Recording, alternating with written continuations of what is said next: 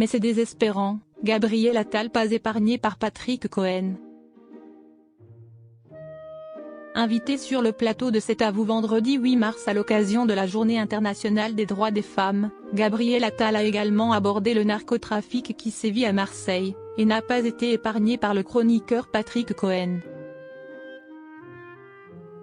Discussion franche. Vendredi 8 mars était marqué par la Journée internationale des droits des femmes, mais également par la cérémonie organisée au ministère de la Justice afin de sceller l'entrée de l'interruption volontaire de grossesse dans la Constitution.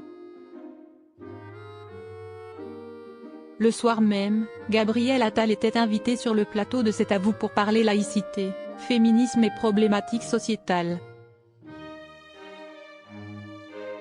Le Premier ministre a également abordé le narcotrafic qui sévit à Marseille, deuxième ville de France. Et le moins que l'on puisse dire, si est que le chroniqueur Patrick Cohen a son avis sur la question des actions mises en place par le gouvernement pour enrayer le trafic de drogue.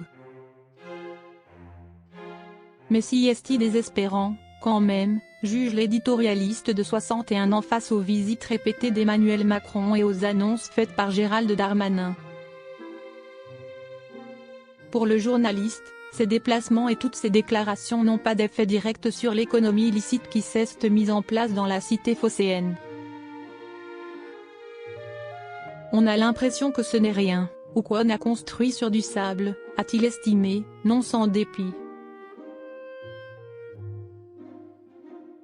Pour tenter de rassurer les personnes présentes sur le plateau ainsi que les téléspectateurs, le plus jeune Premier ministre de la Ve République précise qu'on n'a jamais démantelé autant de points de deal en France. Et de concéder que, malgré ces actions mises en place, dont il a fait une de ses priorités, il y a encore des quartiers tenus par le trafic et les trafiquants. Ce qui met en danger tout le monde. Gabriel Attal, notre ennemi, ce n'est pas l'étranger.